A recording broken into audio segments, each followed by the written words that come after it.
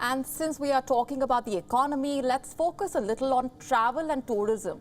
They contribute more than we realize to the global GDP. I was just talking about Sri Lanka.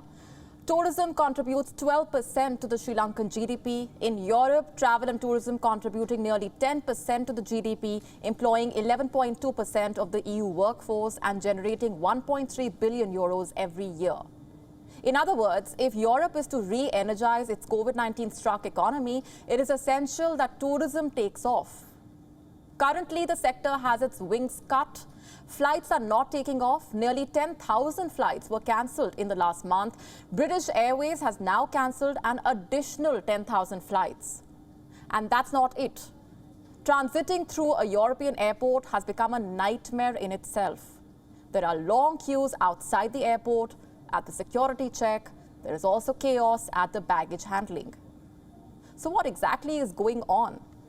It's a problem of demand and supply. There aren't enough workers to handle the rising number of travelers. When the Wuhan virus hit and demand for travel and tourism dropped, Europe sacked some 191,000 aviation workers. By January 2021, 58.5% of the airport staff was out of work. 23% of them were made redundant. It's summer 2022. Travel has reopened. Travelers are back at airports, but there isn't enough staff. There have been recruitment drives, but getting people on board takes time. There are several security clearances because aviation, as you know, is a critical industry. So staff shortage is one part of the problem. Here's another: strikes.